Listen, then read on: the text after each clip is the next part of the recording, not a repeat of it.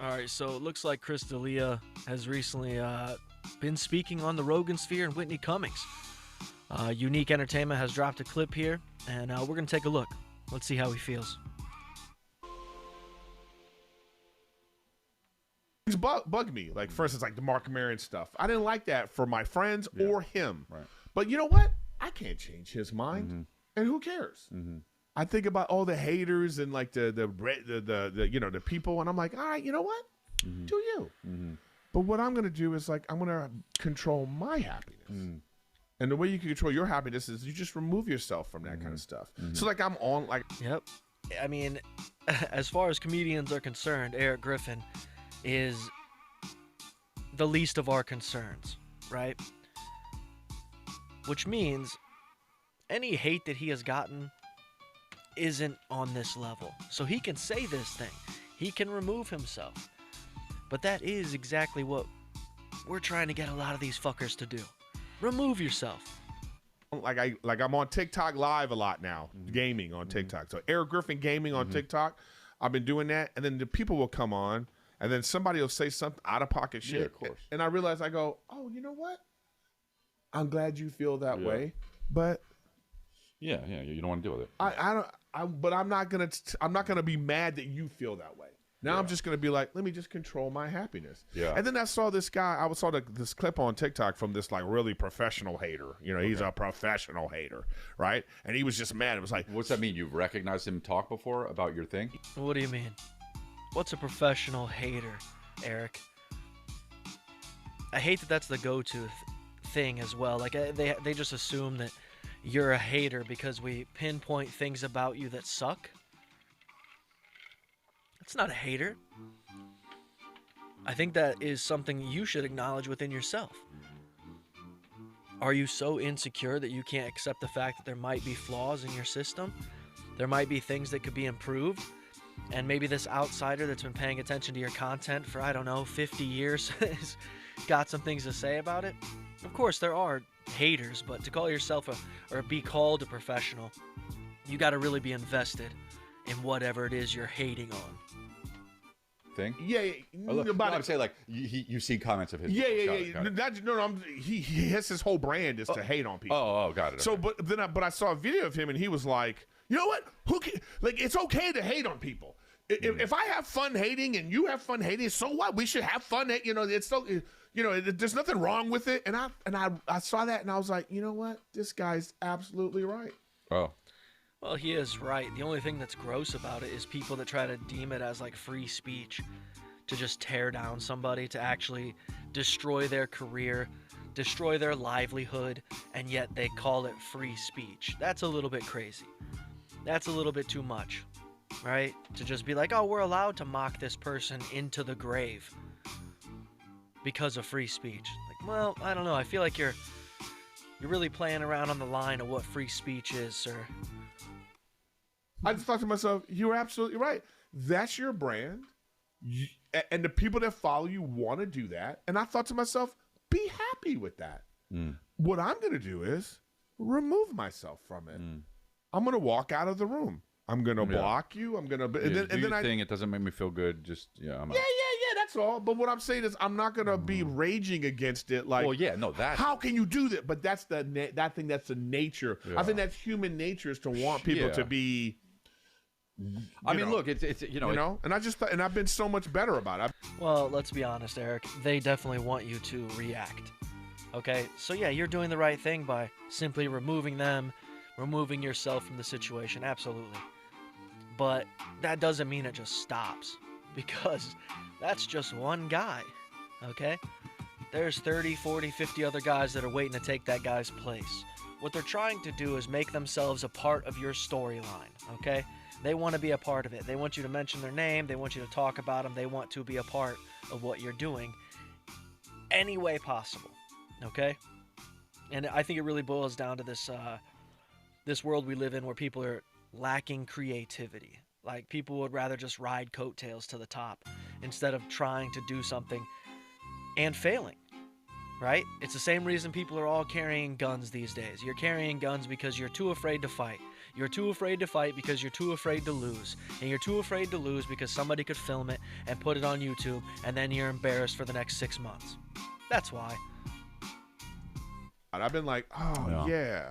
So like I say, all you guys out there, like the Reddits and all that. Can you imagine having like you have a Reddit where the whole thing is to just be intolerable but if that's the community and they love it and they're happy in it, I guess. I'm like, do you? I mean, I guess. I don't.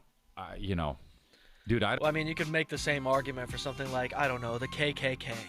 Right? Like, if they're happy doing it and it's, and you know what I mean? Like, that's the same type of shit.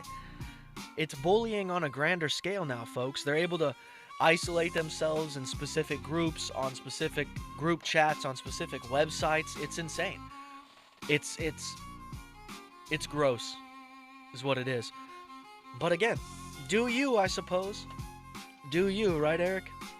Dude, I'm so far removed from seeing, like, there like hate comments and shit. Like, I don't see that stuff.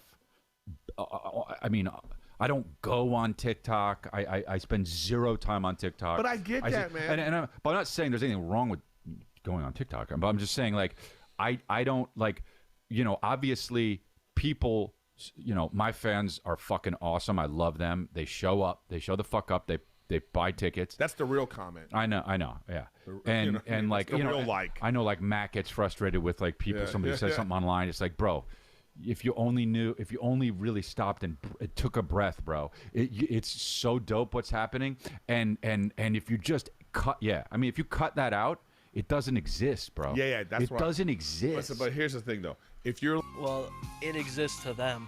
That's still their livelihood. Like Eric's saying, that's their livelihood. That's where they go to feel accepted. And again, some of these guys don't even give a fuck. They don't care which way's up, okay? They're just looking to be accepted. And that means they are willing to stoop down to a very low level, troll a person that they don't give a fuck about, just so that way they can be accepted into a group, okay?